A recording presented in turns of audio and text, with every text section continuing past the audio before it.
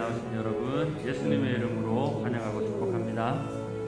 예배합니다. 이 시간 우리 하나님 아버지 앞에 간절히 고백하심으로 주님께 예배드리겠습니다.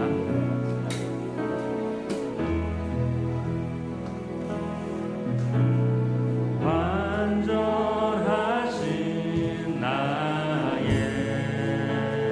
주, 그의 길로 나를 인도하소서.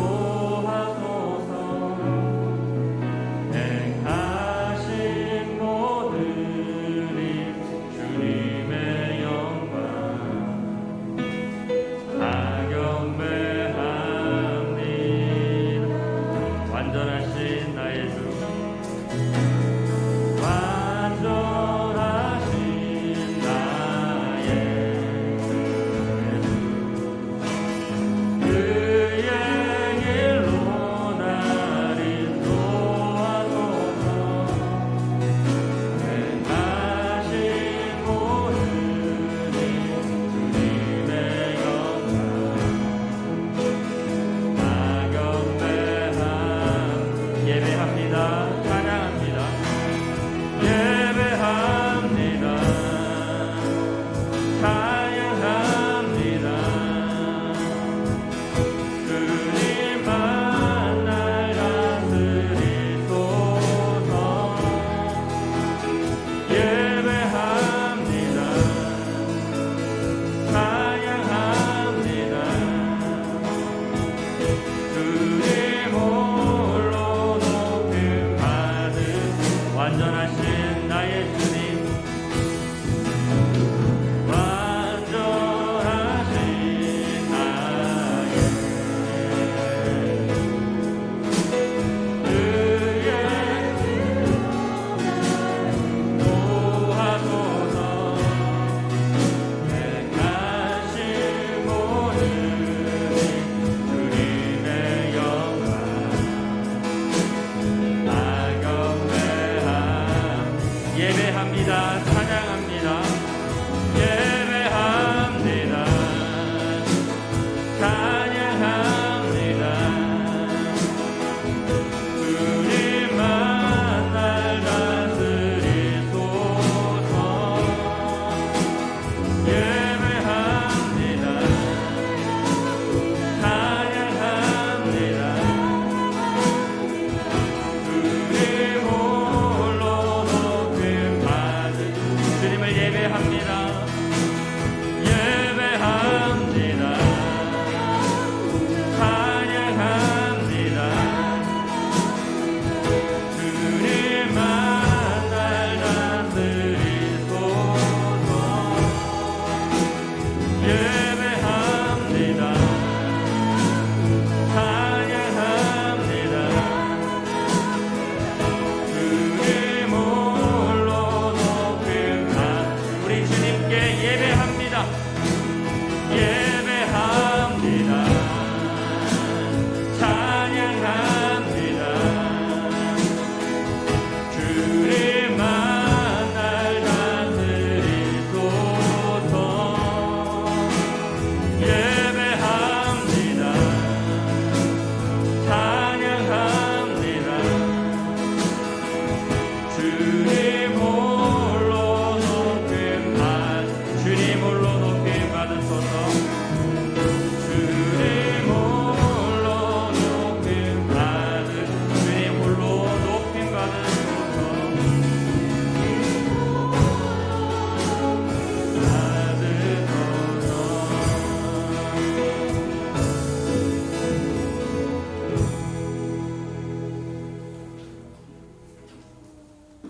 모든 더러운 것과 넘치는 악을 내버리고 너의 영혼을 능히 구원할 바 마음에 심어진 말씀을 온유함으로 받으라. 아멘. 거룩하신 하나님, 한 주간의 삶을 또 주님의 은혜 안에 살게 하시고 오늘 귀하고 복된 주일 하나님 앞에 나와 예배케 하심에 감사를 드립니다.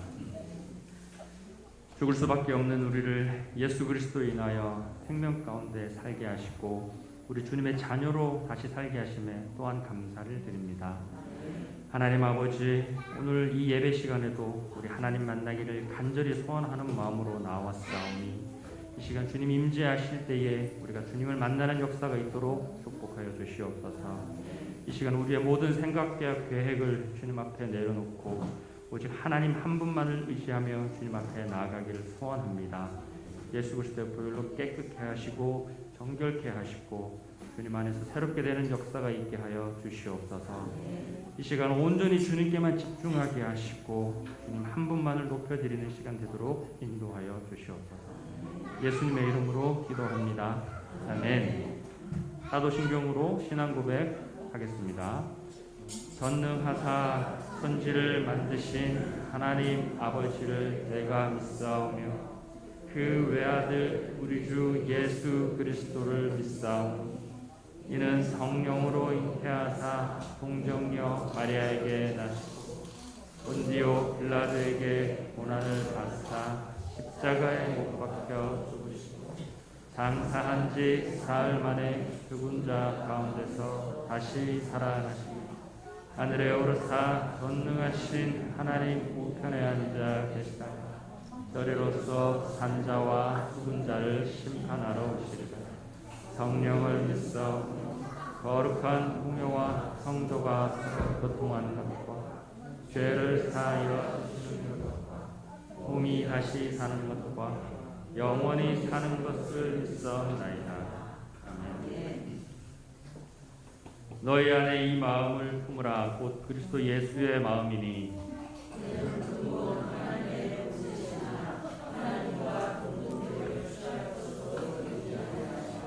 오히려 자기를 비워 종의 형체를 가지사 사람들과 같이 되셨고 사람의 모양으로 나타나사 자기를 낮추시고 죽기까지 복종하셨으니 곧 십자가에서 죽으심이라. 아멘.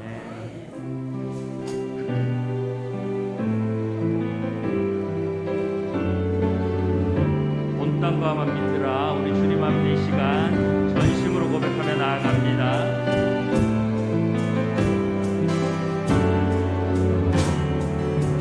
땅과 만민들아, 온 땅과 만민들아, 주의 음성 듣고 기뻐하라. 산들과 나무들도 즐겁게 춤추며 함께 속삭. 온 땅과 만민들아, 온 땅과 만민들아, 주의 음성 듣고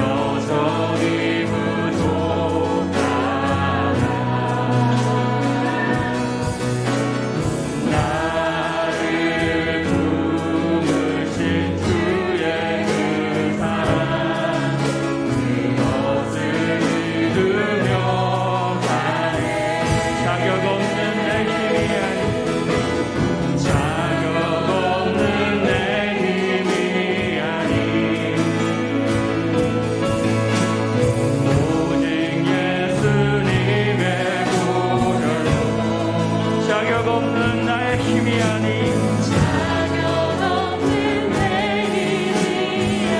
오직 예수님의 보혈로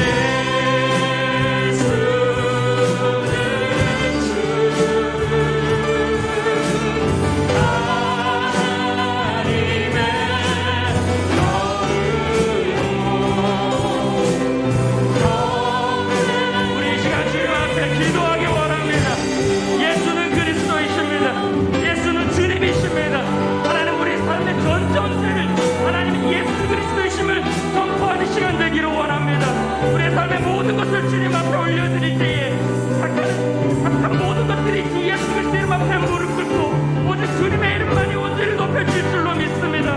오늘 이 시간 예수는 그리스도이심을 온전히 선포하며 나가는 시간을 되기를 원합니다. 주여 한 몸으로 간절히 기도하며 나아갑니다. 주여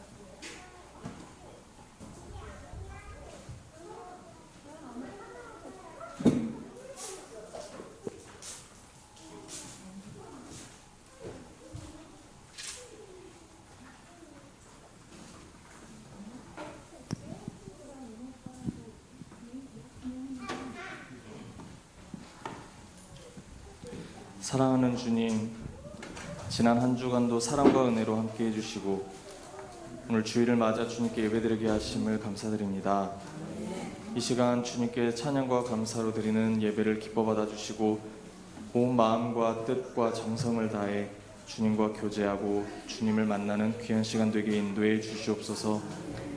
내가 그리스도와 함께 십자가에 못 박혔나니 그런즉 이제는 내가 사는 것이 아니요 오직 내 안에 그리스도께서 사시는 것이라. 이제 내가 육체 가운데 사는 것은 나를 사랑하사 나를 위하여 자기 자신을 버리신 하나님의 아들을 믿는 믿음 안에서 사는 것이라. 사랑하는 주님, 하나님의 크신 사랑으로 우리를 구원해 주시고 자녀 삼아 주시며 여기까지 인도하여 주신 은혜를 감사드립니다. 주님이 십자가에서 흘리신 보혈로 우리가 깨끗게 되었고 의롭다함을 얻었음을 고백합니다. 주 안에서 자유케 하시고 하나님의 자녀로 왕같은 제사장으로 삼아주심을 감사드립니다. 예수 그리스도의 십자가가 있기에 오늘 우리가 있고 예수 그리스도의 죽으심 때문에 우리가 살 수 있음을 다시금 기억하고 찬송하는 시간 되게 인도해 주시옵소서. 우리를 위하여 죽으실 뿐 아니라 우리에게 산소막이 되시려 첫 열매로 다시 사신 주님을 의지합니다. 우리도 그 주님 바라보며 부활 소망을 꿈꾸고 주님 인도하심 따라 하루하루 매 순간순간 은혜로 살아가게 해주시옵소서. 주님 은혜로 덧입은 것으로 끝나는 것이 아니라 그 은혜를 아직 알지 못하는 이 땅의 사람들에게 복음의 기쁜 소식을 전하고 나눌 수 있도록 인도해 주시옵소서. 저희가 그동안 주님의 말씀을 수없이 듣고 안다 하나 삶에서 적용하지 못하고 주님이 주시고자 하는 복을 풍성하게 누리고 살지 못한 건 아닌지 이 시간 돌이켜봅니다. 세상을 바라보며 낙심하고 지쳐가는 삶이 아니라 주님을 바라보며 주님을 향한 사랑이 다시금 뜨겁게 불타오르는 저희가 될 수 있도록 이 시간 축복해 주시옵소서.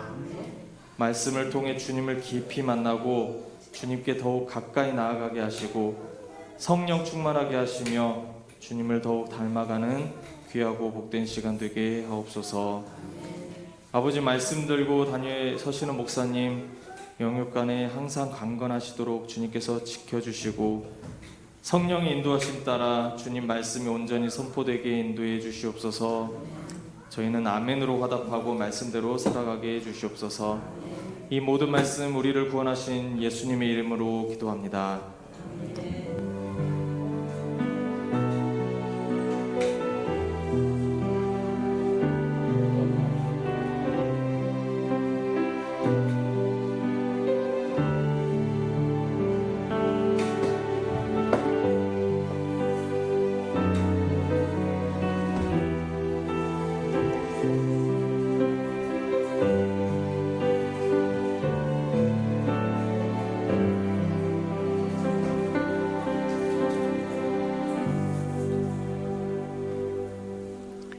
할렐루야. 주님의 은혜가 저와 여러분에게 충만히 임하는 시간 되기를 축복합니다. 주보의 교회 소식란을 참고하시기를 바랍니다. 늘 고백해 드리는 것처럼 오늘도 고백해 드리면서 우리 마음을 드림으로 우리 예수평강교회 모든 사람들이 공동으로 드리는 기도를 드리도록 합니다. 우리 예수평강교회 주인 되신 예수님, 다시 한번 고백해 드리도록 합니다. 우리 예수평강교회 주인 되신 예수님,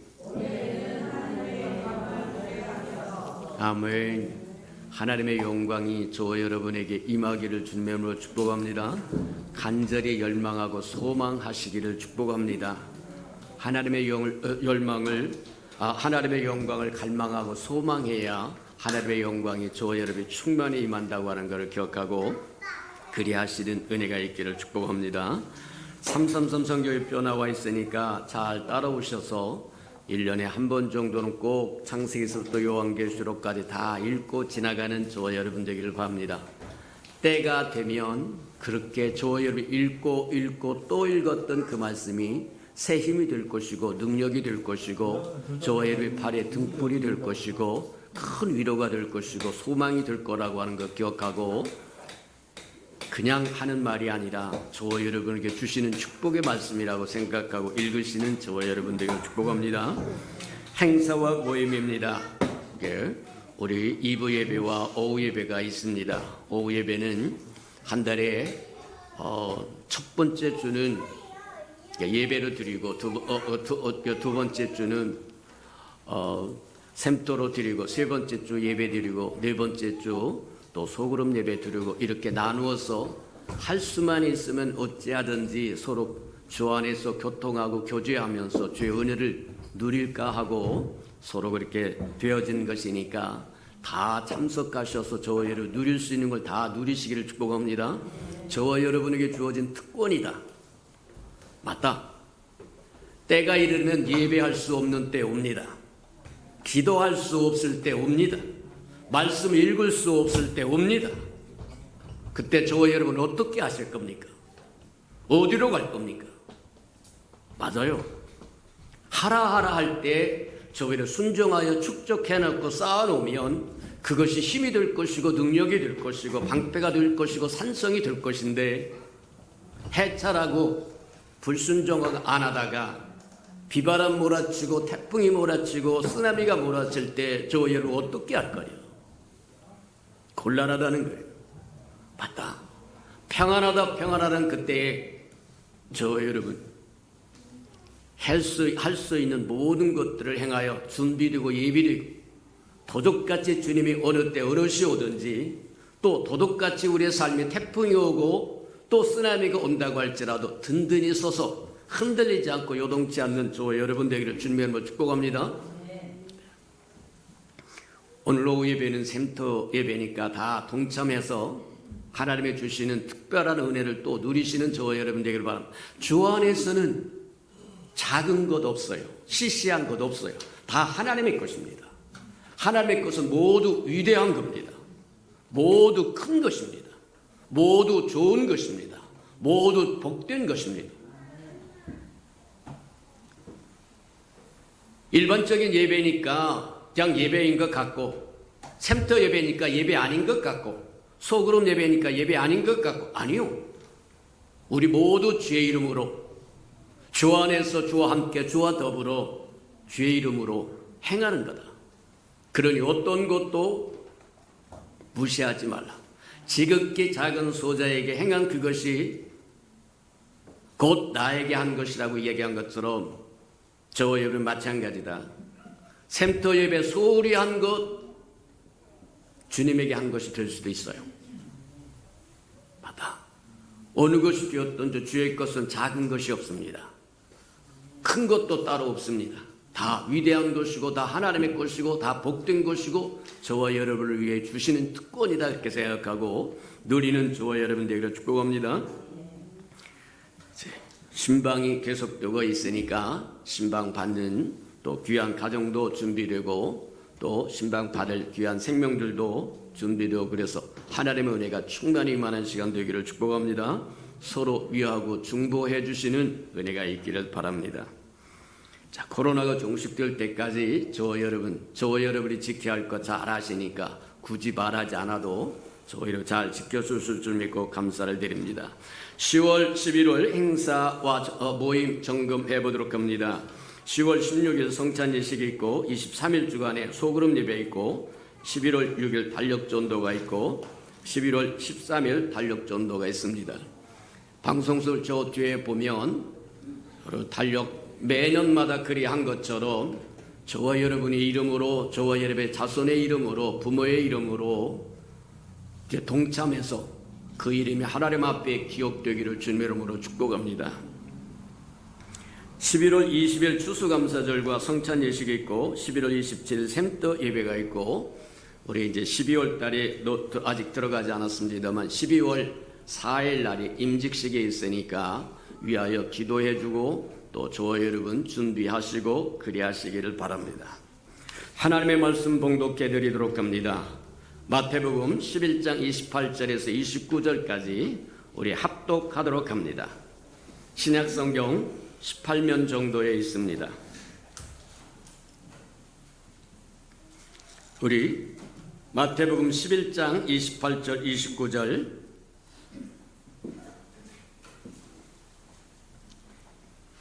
자 28절에서 우리 30절까지 저와 함께 교도하도록 하겠습니다. 자 28절입니다. 교도갑니다. 수고하고 무거운 짐진 자들아 다 내게로 오라. 내가 너희를 쉬게 하리라.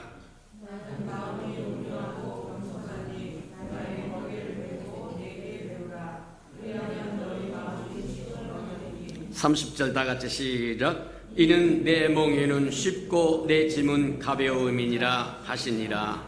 아멘. 우리 살름 성가대가 나오셔서 아름다운 찬양을 드리신 후에 우리 차목사님 나오셔서 우리 주님의 마음을 본받는 자 온유라고 하는 말씀 죄송합니다. 제가 잘못 온유라고 하는 말씀으로 저 여러분에게 큰 은혜를 끼칠 테니까 저 여러분 또 듣고 큰 은혜 받으시는 시간 되시기를 바랍니다.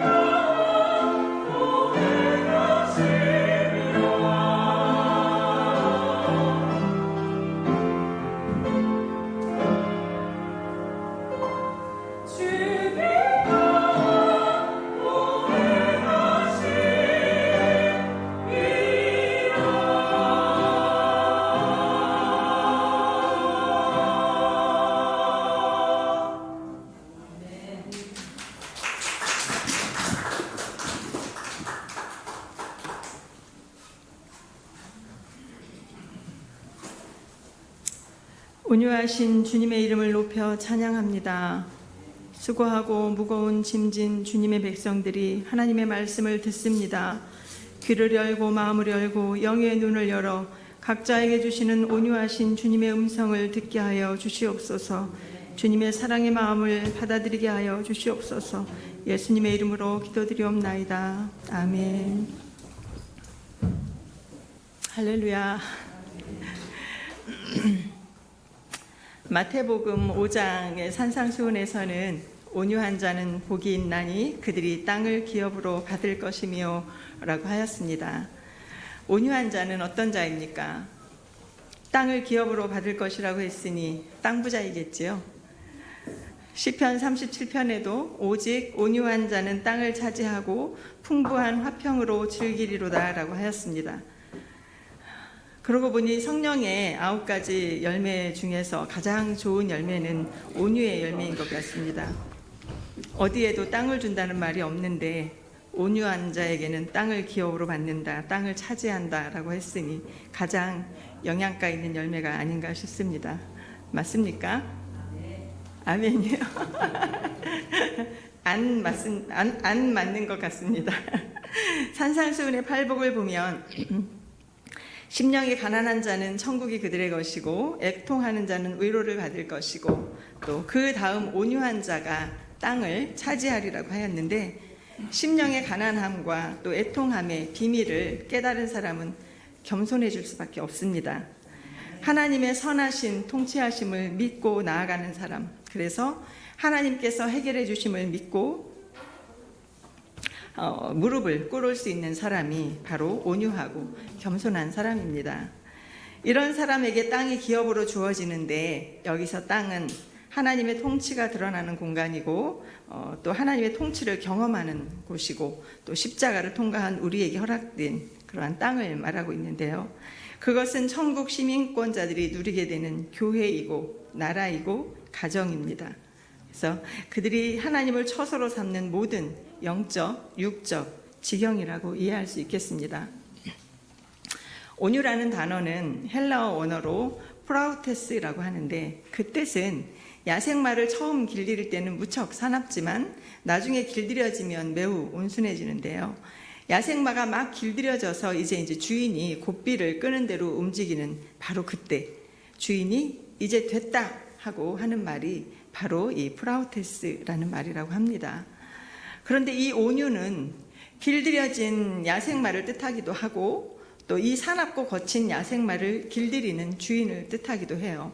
그래서 오늘 읽은 본문에 예수님께서 나는 마음이 온유하고 겸손하니 라고 자신을 소개하고 계십니다. 말은 동물이기 때문에 길들여지고 주인이 끄는 대로 온순히 따릅니다. 그런데 주인이 서툴면 길들일 수가 없는데요. 야생마가 길들여지지 않는다면 그것은 말이 문제가 아니고 주인이 문제일 것입니다. 여기서 야생마가 사람이라고 한다면 어떤 모습일까요? 말은 붙들리고 길들여지지만 사람은 붙들리지 않습니다. 죄 때문이에요. 죄인은 도망하고 숨습니다. 자기가 죄인인 줄도 모르고 오히려 의인인 척합니다. 주인을 대적합니다. 또 주인을 십자가에 달아 죽이고 돌로 쳐 죽입니다. 그럼에도 불구하고 이 주인은 죄인을 위해 용서의 기도를 하는 것이지요. 죽으면서도 그들을 포기하지 않습니다. 그리고 마침내 그 주인의 진실이 그들에게 통할 때 그들이 대적의 길에서 돌아서게 됩니다. 길들여진 야생마가 주인의 뜻에 잠잠히 순종하는 것처럼 죄의 길에서 돌아선 그 사람도 이제는 다른 사람에게 그와 같이 죽기까지 순종하게 됩니다. 이것이 프라우테스, 온유입니다. 그래서 이 온유는 주인에 대하여는 죽기까지 순종, 복종하는 것이고 죄인에 대하여는 죽기까지 오래 참는 것입니다. 이것을 예수님의 모습에서 볼 수 있어요. 빌립보서 2장 5절에서 8절까지를 같이 읽어보시겠습니다. 시작.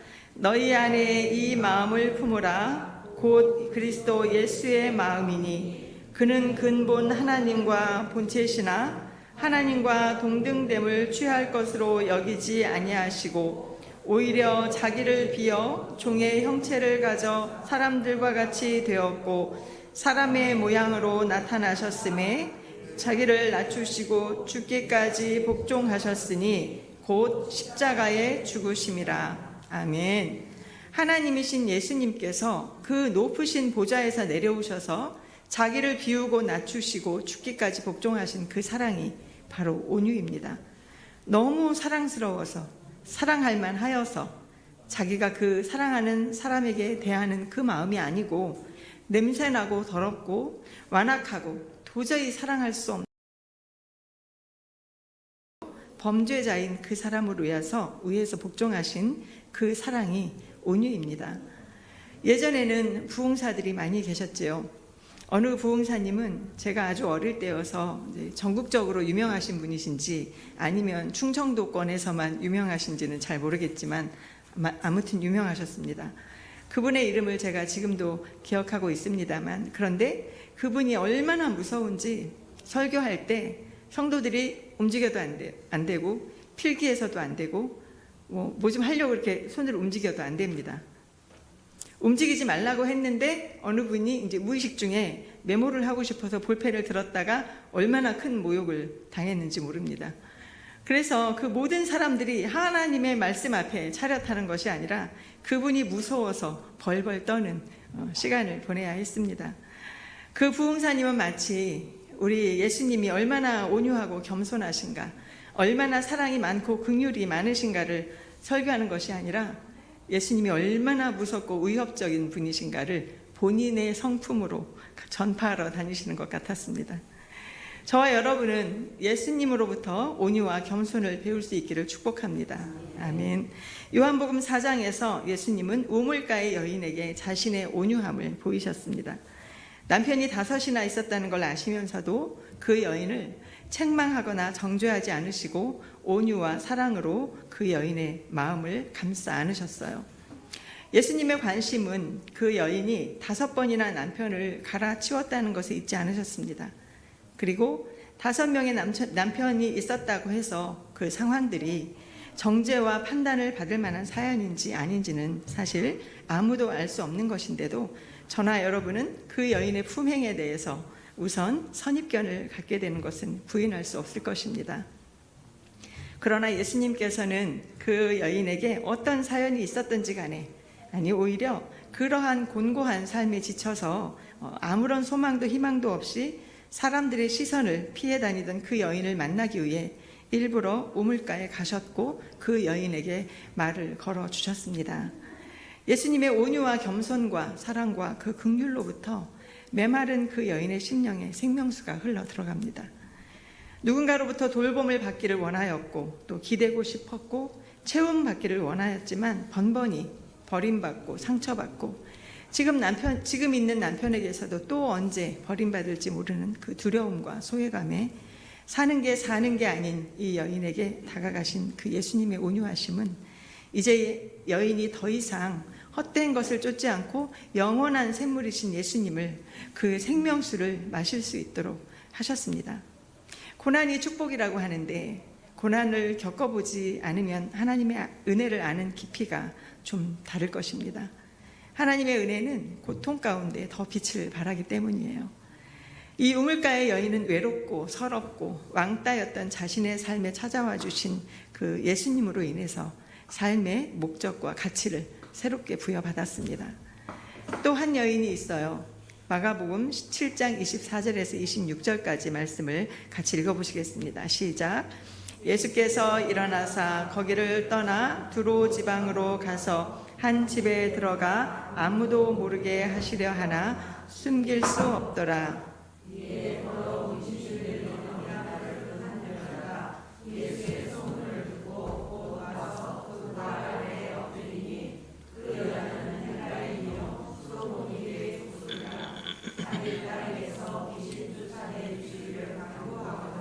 아멘.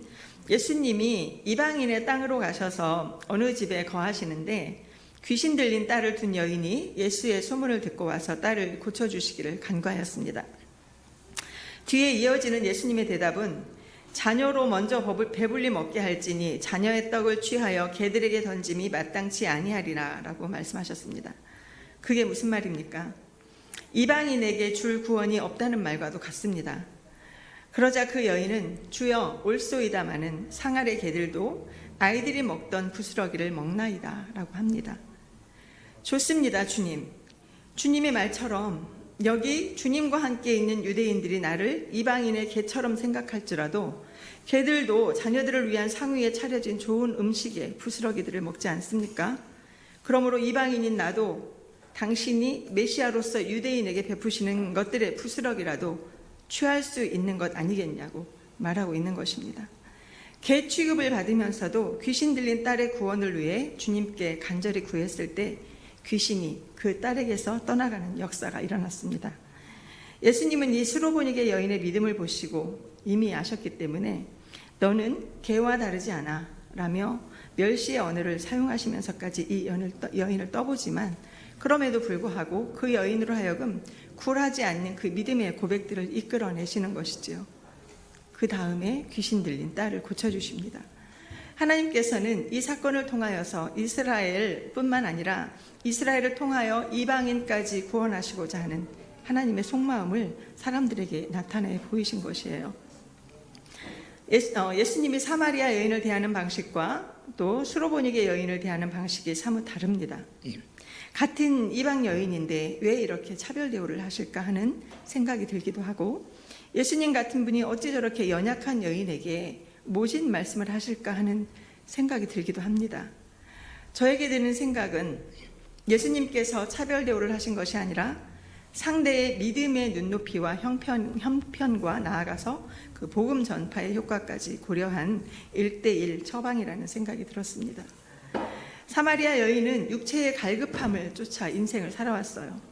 이 여인은 남편이 자기를 돌봐줄 최고의 보험이라고 생각했기 때문에 끊임없이 남자의 그늘에 있기를 갈망하다가 그 지역사회의 뭇 여성들로부터 공공이 적이 되어버린 지금에도 도대체 무엇이 중원가를 모른 채 살아가고 있는 여인이었습니다. 예수님은 모든 사람들의 냉대와 눈흘김과 무시와 조롱을 온 몸에 받으며 느끼며 살아가고 있던 이 여인, 그래서 자신을 노출시키길 꺼려하는 이 여인에게 아무런 선입견 없이 다가가셨고 그 여인에게 친정으로 갈급한 것은 남편들도 아니고 야곱의 우물물도 아닌 영원히 마르지 않는 생명수라는 사실을 친절하게 단계적으로 풀어가십니다. 상처와 오욕으로 굳게 닫혀있던 여인의 마음문을 열기에는 예수님의 온유한 성품적인 접근이 필요했기 때문입니다. 사랑을 받아본 자가 사랑을 줄 수 있고 용서를 받아본 자가 용서할 수 있고 고난을 당해본 자가 고난당하는 지체를 이해하고 품어주고 공감할 수 있습니다. 죄를 지어본 자가 죄인의 심정을 공감할 수 있습니다. 그러므로 쉽게 정죄하지 못합니다. 오히려 반듯하고 바르게 살아온 사람들이 남을 정죄하기 쉽습니다. 예수님의 온유와 겸손, 사랑과 긍휼을 맛본 자가 어찌 이 두 여인뿐이겠습니까? 성경에 등장하는 수많은 사람들이 하나님의 사랑과 은혜를 맛보았고 또 저나 여러분 역시 하나님의 오래 참으심과 용서하심 아래에서 이제 천국에 거하는 자들이 다 된 줄 믿습니다. 성경의 인물 중에 온유함으로 유명한 사람은 모두가 알다시피 모세입니다. 이 사람 모세는 온유함이 지면의 모든 사람보다 승하더라라고 민수기 12장 3절에서 증거하고 있습니다. 그런데 모세가 온유하다는 말은 백성들이 모세를 돌로 쳐 죽이려고 할 때 그 화와 분을 잘 참아서 나온 말이 아닙니다. 민수기 12장 1절에서 2절을 보면 모세가 굿세 여자를 취하였더니 그 굿세 여자를 취하였으므로 미리암과 아론이 모세를 비방하니라. 그들이 이르되 여호와께서 모세와만 말씀하셨느냐? 우리와도 말씀하지 아니하셨느냐? 하매 여호와께서 이 말을 들으셨더라 하였고 바로 이 말씀 이후 3절 말씀에 이 사람 모세는 온유함이 지면의 모든 사람보다 더하더라 라고 하였습니다. 이 말은 모세의 친형제인 미리암과 아론이 모세를 비방할 때, 즉 내 식구가 나를 힘들게 할 때 가장 큰 온유가 나온다는 것입니다. 나와 가장 가까운 가족의 비방, 특별히 믿는 사람들끼리의 비방이 얼마나 힘든 것인지 모릅니다. 우리가 온유함을 갖기 가장 힘든 곳이 가정이고 부부지간이고 형제지간이라는 것을 모세 가족을 통해서도 알 수 있듯이 가족 간에도 흔히 부부 간에도 밖에서 남들에게 하는 것의 10분의 1이라도 나에게 또 우리 가정에서 해보라는 핀잔을 듣기도 합니다. 백성들은 애굽에서 고기 먹던 생각을 하면서 불평, 불만, 원망하면서 모세를 죽이려고 합니다. 그 상황에서 형제들이 모세를 도와도 시원찮을 판에 도리어 영적 권위를 탐하면서 모세를 비방하고 있는 것이에요. 그럴 때 온유하기가 얼마나 힘들었겠습니까? 그렇지 않아도 말 안 듣는 백성들 때문에 바람 잘 날이 없는데 누나나 형이 되어가지고 왜 고통을 가중시키냐며 따질 법도 하지만 이때 모세가 입을 다물었다는 것이 중요합니다. 민수기 12장 2절을 보면 그들이 이르되 여호와께서 모세와만 말씀하셨느냐 우리와도 말씀하지 아니하셨느냐 하매 여호와께서 이 말을 들으셨더라 라고 하였습니다. 하나님이 다 들으실 것이기 때문에 모세는 참을 수 있었던 것이에요. 하나님을 바라고 기대하는 사람은 누가 비방을 하고 비방을 해도 그것에 반응하지 않고 입을 다물 수 있습니다. 그것이 바로 온유입니다. 우리는 날마다 우리가 죄인이라고 고백하면서도 누가 나의 죄를 지적하는 걸 못 들어줍니다. 누가 나를 비방할 때 내가 옳다 네가 옳다 할 것 없이 하나님이 다 들으시겠구나 하고 가만히 있으면 되지 않겠습니까? 나를 오해해서 설사 나를 비방한다고 해도 하나님이 풀어주실 때까지 기다리면 되지 않겠습니까? 그걸 못 기다리고 내 지위와 능력으로 모든 상황을 바꾸려고 해서는 안 될 것이에요. 온유는 자신의 지위로 가려지는 것이 아닙니다. 그래서 진정한 온유는 인간의 성품이 아니에요. 어떤 사람은 다른 사람과 좋은 관계를 갖기 위해서 무조건 지는 게 이기는 거라 하면서 져주는 사람이 있는데 그것은 온유가 아닙니다. 무조건 져주고 양보하고 내려가는 것이 아니에요. 진짜 온유는 진리를 붙드는 것이고 그 진리를 붙들기 위해서 순교까지도 하는 강함입니다. 그래서 온유한 사람은 외유 내강의 사람입니다. 겉으로 드러나는 태도가 아무리 부드러워도 십자가를 경험하지 않은 온유는 성령의 열매인 온유와는 거리가 멉니다. 십자가를 경험한 온유는 내게 많은 재주와 은사와 능력과 지위와 권세가 있을지라도 예수님의 능력만 나오도록 하는 것입니다. 그러므로 누가 나를 판단해도 불편해하지 않는 것이에요. 억울한 소리를 들어도 옳고 그름을 따지는 것이 아니라 하나님의 때를 기다리는 것입니다. 부부 간에, 부모 자식 간에, 또 교회 지체들 간에 알면서도 속고 모르면서도 속아준다고 하지요. 전능하시고 죄 없으신 예수님이 순종함으로 십자가를 지신 것처럼 나의 능력을 사용할 수 있어도 사용하지 않는 것이 바로 십자가로 처리된 온유인 것입니다. 나이 어리고 힘없는 자녀들 앞에서 또는 무능하고 연로하신 부모님 앞에서 또는 경험이 없는 부족한 후배들 앞에서 자신의 권력과 능력과 힘을 내세우지 않고 용납하고 수용하고 들어주고 끄덕여주는 것이 온유입니다. 예수님의 온유함도 여러 차례 시험을 통과하셨습니다. 예수님이 체포되실 때 그분은 12군단도 더 되는 천사를 소환해서 자신을 보호하게 하실 수도 있었지만 그렇게 하지 않으셨습니다. 또 유대인의 법정과 로마인의 법정에서 차례로 재판을 받으실 때에도 예수님은 모든 고발에 대해서 분노하며 반박하실 수도 있었지만 침묵하셨습니다.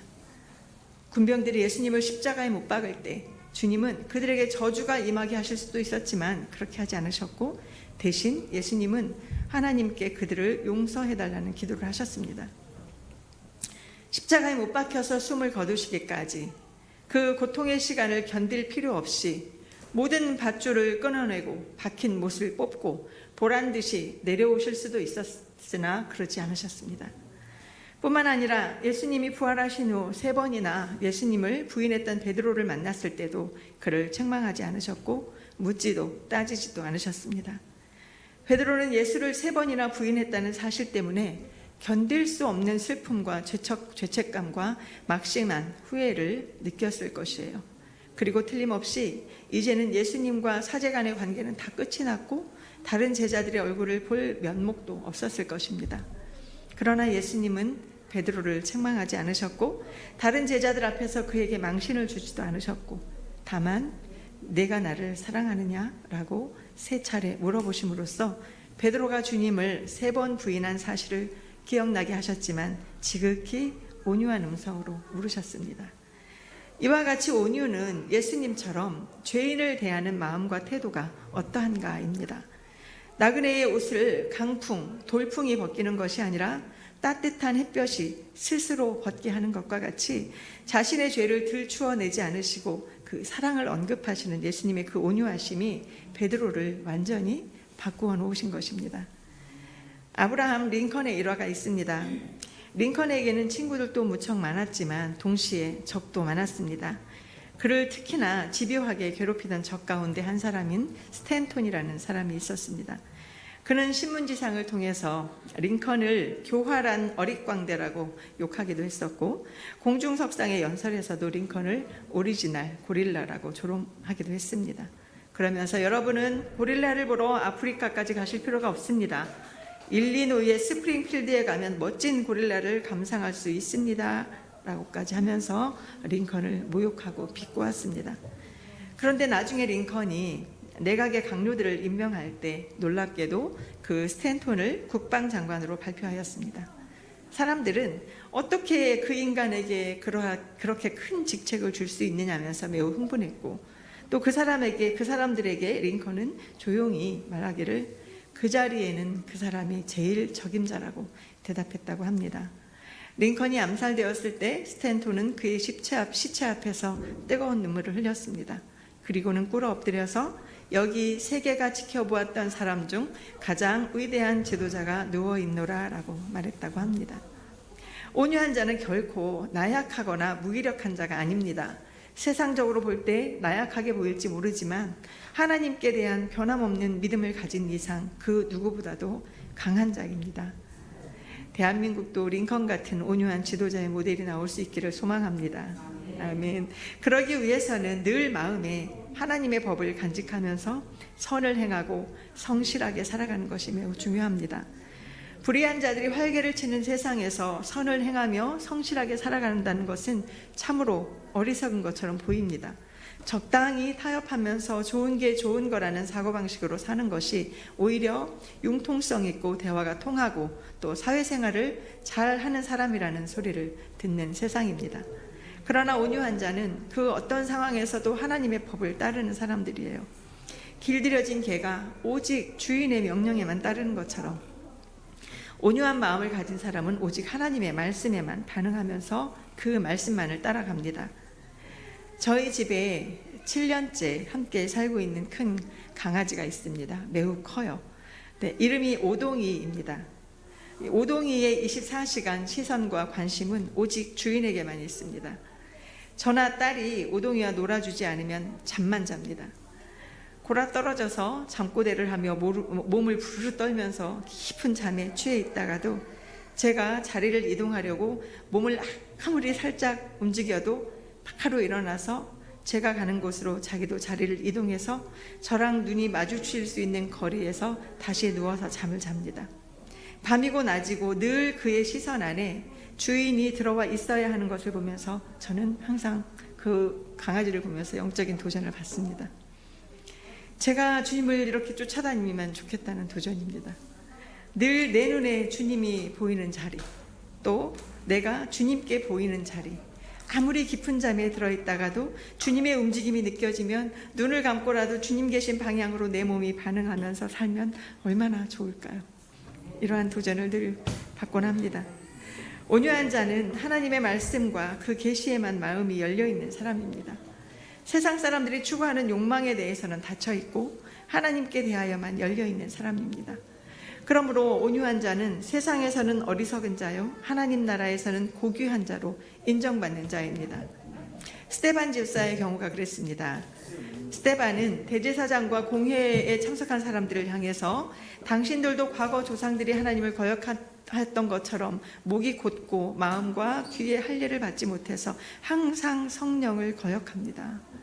조상들이 수많은 선지자들을 죽인 것 같이 오늘날 당신들도 구주 예수님을 십자가에 못 박아 죽였습니다 하면서 그들의 죄가 무엇인지를 말해 주었습니다. 이것은 그들을 정죄하고자 함이 아니라 그들이 깨닫지 못하여서 하나님을 거역하는 그 길에서 돌아서라고 하는 말이었어요. 그러나 그들은 마음이 찔려서 귀를 막고 스데반 집사를 성 밖으로 끌고 가서 돌로 쳐 죽입니다.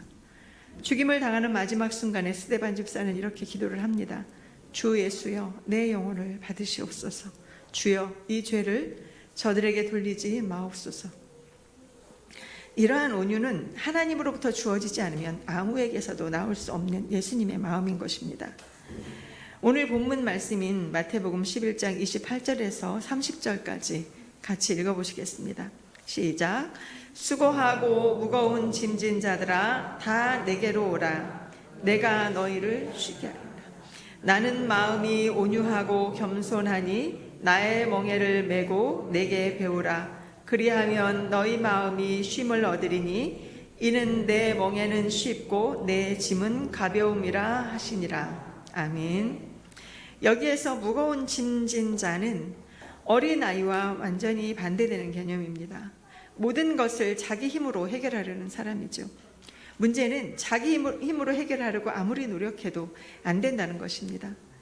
우리는 그 무엇도 스스로 해결할 수 있는 능력이 없습니다. 자기가 하려고 하면 할수록 짐의 무게는 점점 더 무거워져만 갑니다. 그렇게 낑낑대고 있는 저와 여러분을 예수님이 다 내게로 오라고 하십니다. 와서 너의 짐은 내려놓고 나의 멍에를 메고 배우라고 하십니다. 예수님의 멍에는 모든 것을 하나님 말씀대로 순종하는 것을 의미해요. 이 멍에는 신비하게도 질수록 무거운 것이 아니라 즐겁고 행복하고 진정한 평안과 또 안식을 주는 멍에입니다. 죄로 인해 망가진 우리는 구원받고 성화의 과정을 거쳐가고 있는데 이것은 우리가 고침을 받는 과정이에요. 스스로 고치는 것이 아닙니다. 고침을 받는 과정입니다. 예수님의 멍에를 메고 예수님의 온유와 겸손을 배울 때 고쳐지는 것입니다. 빌립보서 2장 5절에서 8절까지를 다시 한번 같이 읽어보시겠습니다. 시작. 너희 안에 이 마음을 품어라. 곧 그리스도 예수의 마음이니 그는 근본 하나님과 본체시나 하나님과 동등됨을 취할 것으로 여기지 아니하시고 오히려 자기를 비어 종의 형체를 가져 사람들과 같이 되었고 사람의 모양으로 나타나셨음에 자기를 낮추시고 죽기까지 복종하셨으니 곧 십자가에 죽으심이라. 아멘. 하나님이신 예수님이 육신을 입고 이 땅에 오셔서 하나님의 언약 속에서 자신에게 주어진 임무를 수행하시는 데 있어서 그 환경과 처지가 매우 고통스럽게 흘러갔습니다. 그러나 그러할지라도 주님은 자신의 자리를 옮기지 아니하시고 멍에에 매인 나귀와도 같이 묵묵히 십자가의 길을 가셔야만 했어요.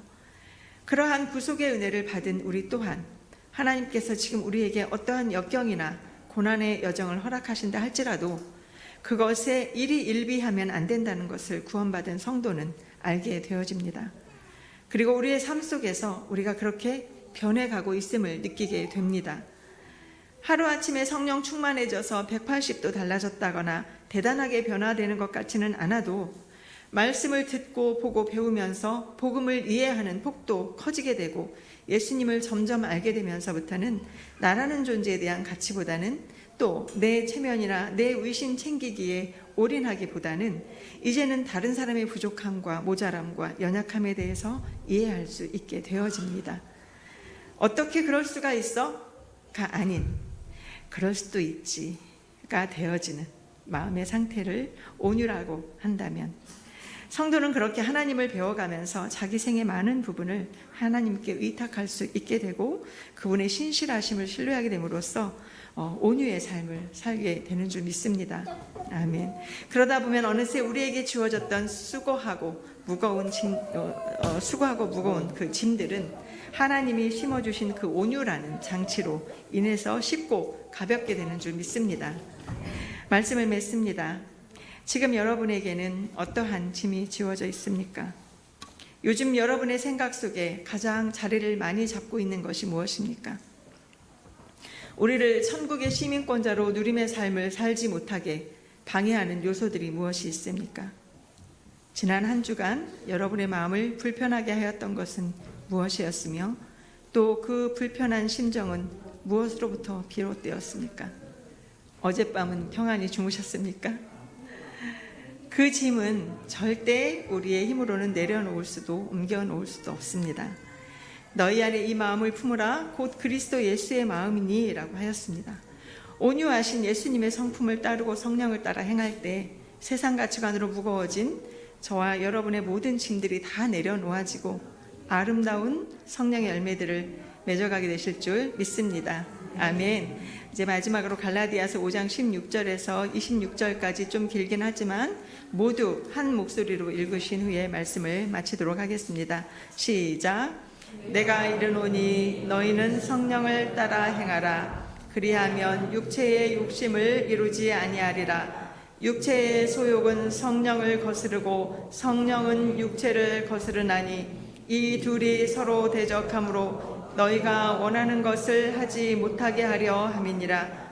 너희가 만일 성령의 하시는 바가 되면 율법 아래에 있지 아니하리라. 육체의 일은 분명하니 곧 음행과 더러운 것과 호색과 우상 숭배와 주술과 원수 맺는 것과 분쟁과 시기와 분냄과 당지는 것과 분열함과 이단과 투기와 술 취함과 방탕함과 또 그와 같은 것들이라. 전에 너희에게 경계한 것 같이 경계하노니 이런 일을 하는 자들은 하나님의 나라를 유업으로 받지 못할 것이요 오직 성령의 열매는 사랑과 희락과 화평과 오래 참음과 자비와 양선과 충선과 온유와 절제니 이 같은 것을 금지할 법이 없느니라. 그리스도 예수의 사람들은 육체와 함께 그 정욕과 탐심을 십자가에 못 박았느니라. 만일 우리가 성령으로 살면 또한 성령으로 행할지니 헛된 영광을 구하여 서로 노엽게 하거나 서로 투기하지 말지니라. 아멘. 이상 말씀을 맺습니다. 다 같이 들으신 말씀을 생각하면서 기도하실 때에 성령의 8번째 열매인 온유에 대해서 또 예수님의 온유와 겸손을 닮아가게 해달라고, 그것은 내 힘과 능력과 지위와 권위로서 되는 것이 아니고 멍에를 맨 나귀처럼 묵묵히 순종과 복종의 길을 가는 것임을 기억하고 하나님이 통치하심에 따라 천국을 이루는 삶으로 인도해달라고 다 같이 기도하시겠습니다. 하나님 아버지 감사합니다. 아버지 감사합니다. 하나님이시면서 아버지 육신을 입고 우리에게 오셔서 이렇게 사는 것이 온유한 삶이라고 삶으로 보여주신 주님의 은혜를 참으로 감사합니다. 수만 번을 들어도 깨닫지 못하는 예수님의 그 참사랑을 우리가 어떻게 알 수 있겠습니까? 하나님 아버지, 주님, 귀가 있어도 듣지 못하고 눈이 있어도 보지 못하는 연약한 저희들을 불쌍히 여겨주시고 듣게 하여 주시옵소서, 보게 하여 주시옵소서. 주님이 가신 그 길을 바라보고 예수님이 주님이 말씀하여 주신 그 생명의 말씀을 듣고 깨닫는 마음을 주시옵소서. 이 시간에도 수고하고 무거운 짐진 자들아 다 내게로 오라고 초청하시는 주님의 음성에 반응하여 겸손하고 온유하신 주님에게 배우는 순종의 삶으로 인도함 받을 수 있도록 은혜 내려 주시옵소서. 예수님의 이름으로 기도드리옵나이다. 아멘.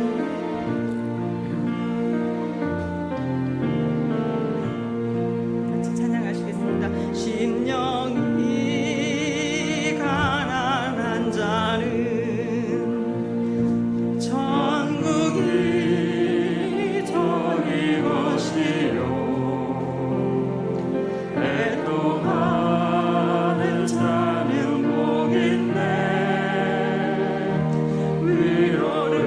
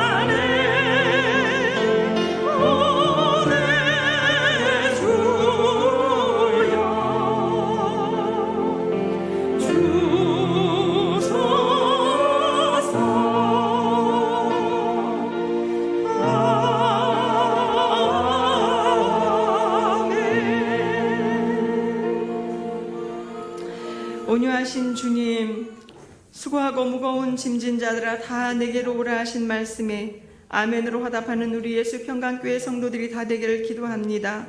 주님, 길들여진 야생마처럼 주인이 오라 하면 오고 가라 하면 가는 그렇게 단순한 삶을 살면 좋겠습니다. 멍에 매인 나귀처럼 오직 주님께만 반응하고 주님께만 시선을 두는 저희들의 믿음이 되기를 소망합니다. 억울하고 분하고 원통해도 우리가 예수님만 하겠습니까, 주님? 아버지, 우리 모두 어린 양이신 예수 앞에서 이젠 그 원통한 입을 다물고 여호와께서 들으셨더라, 우리의 안고 일어섬을 다 아시고 형편과 처지를 아시고 모든 사정을 다 들으신 하나님만 묵묵히 바라보는 성숙하고 온유한 천국 시민들이 다 될 수 있도록 은혜 베풀어 주시옵소서. 예수님의 이름으로 기도드리옵나이다. 아멘. 찬송가 455장 주님의 마음을 품는 자 찬양 드리시면서 주님께 헌금하겠습니다.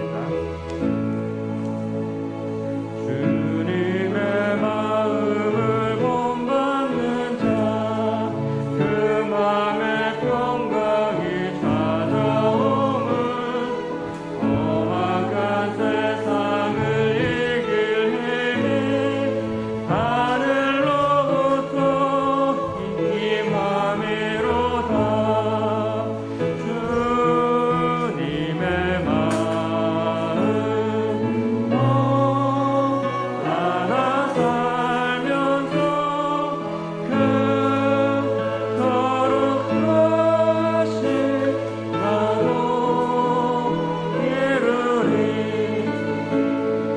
주 모습 내 눈에 안 보이며 그 음성 내 귀에 안 들려도 내 영혼 날마다 주를 만나 신령한 말씀 늘 배우도다.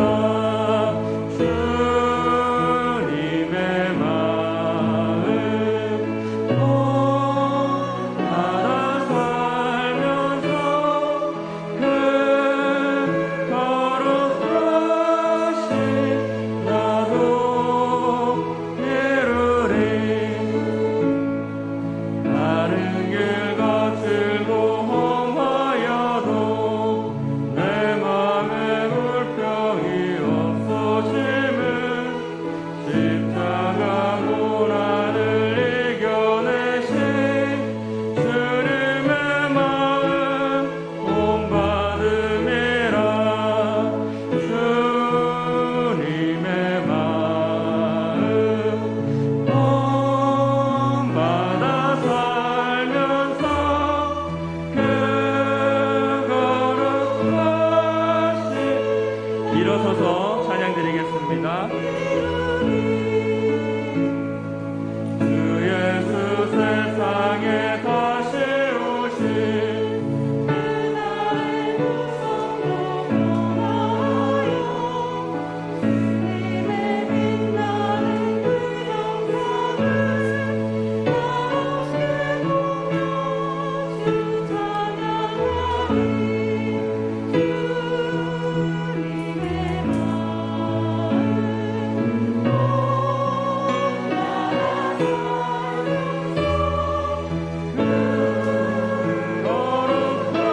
거룩하신 나도 이루리.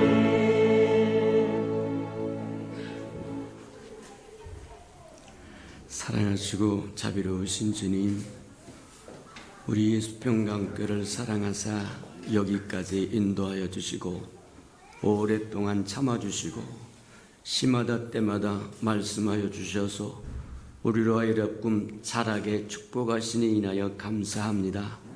하나님, 우리에게 온유함을 필요하시고 온유에 대한 말씀을 손꼽게 하여 주시니 인하여 감사합니다. 우리가 주님처럼 온유한 자가 되어서 주의 아름다운 정말 빛을 드러내게 하시고 덕을 드러내게 하시고 주님을 아름다움을 모습을 보여주고 들려주는 하나님의 사람들 되게 축복하시고 인도해 주옵소서. 듣기만 하고 행치 아니하는 자는 스스로를 속이는 자라고 말씀하신 것처럼 이제 주께서 말씀하여 주셨사온즉 우리가 온유한 자가 되어서 주의 아름다운 덕을 땅끝까지 증거하며 살아가는 우리 예수병과 함께 모든 식구들에게 축복해 주옵소서. 주님 앞에 나올 때 빈손 들고 나오지 않고 우리에게 명하신 11조 언약 들고 나왔사오리 약속하신 것처럼 하늘문을 열고 저들의 곳간에 쌓을 것이 없도록 쏟아 부어 주옵소서. 달마다 연마다 배가 거되어 그 풍성함으로 이 땅에 하나님의 나라를 확장해 나가는 즐거움과 기쁨으로 살아가도록 은혜 내려 주시옵소서. 하나님, 저들의 삶의 귀한 잔에 떨어지는 것이 없게 하시고 수고한 것이 수포로 돌아가는 법도 없게 하시고 맥없이 도둑맞고 빼앗기는 것 없게 하시고 삶의 환경이 날마다 좋아져서 모든 사람이 부러워하는 삶의 환경이 되도록 복 내려 주시옵소서. 차원하여 차원님을 드립니다. 하나님, 정말 주님 앞에 씨앗으로 숨겨졌다가 잎이 피고 꽃이 피어 추수하는 그날에 100배를 추수함으로 하나님의 손길이 우리와 함께함을 보게 축복하시고 인도해 주옵소서. 주의 아름다운 교회가 이 땅에 세워지기를 원하여 건축 헌금 드립니다. 하나님, 연락하시고 오병이의 기적을 일으켜 주시옵소서. 행여나 저들의 주님 얽히고 설킨 장막의 문제 있거든 다 풀어지도록 은혜 내려 주시옵소서. 복음이 땅끝까지 증거되기를 원하여 하나님 선교헌금 드리오리 복음을 실어나르는 아름다운 마차 역할 감당하도록 써주시고 저들의 생업의 영역의 본성과 창대함에 충만하여 하나님의 복음과 함께 창대해지도록 도우시고 인도해 주옵소서. 이웃을 위하여 하나님 또 구제연금도 드리오니 위로받아야 할 귀한 생명들이 위로받게 하나님 축복하여 주시고 또 주님 우리 주는 자가 받는 자보다 낫다고 말씀하셨사오리 주는 자의 반열에 서도록 또 채워 주시옵소서. 이웃의 자녀들을 위하여 장학헌금도 드립니다. 저들의 자녀를 잘 양육하여 주시고 키워주셔서 교회의 아름다운 기둥들로 써 주시옵소서. 주님을 사랑함으로 시간도 드리고 마음도 드리고 정성도 드리고 재능도 드리고 음식도 드리고 생명도 드리는 아름다운 헌신 후에 주의 영광을 따라 그 풍성함으로 갚아주시되 다 갚아주시옵소서. 만물이 여호와의 것이고 여호와의 것을 먹고 마시고 누림으로 여호와 앞에 나올 때 빈손 들고 나오지 아니함이 마땅함에도 불구하고 원수에게 속아 다 빼앗겨 빈손 들고 나온 생명이 있다고 하면 다시 한번 회복할 수 있는 길도 열어 주옵소서. 예수님의 이름으로 감사하며 축복기로 합니다. 아멘.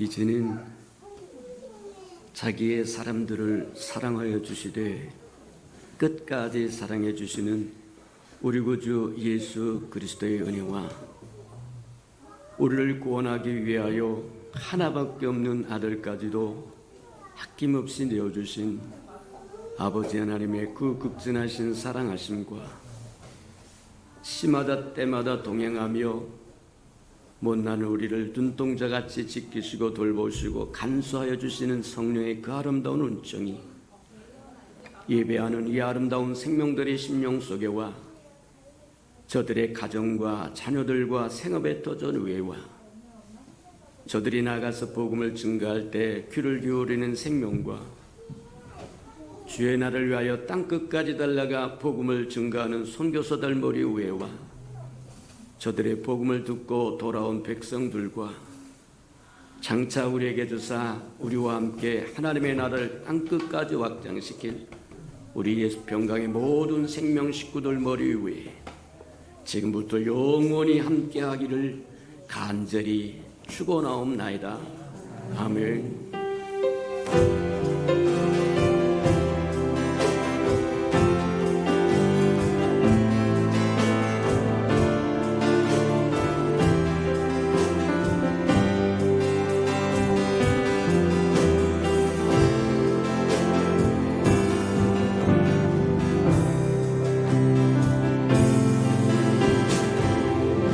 예배를 받으신 하나님께 감사와 영광의 박수 올려드리겠습니다.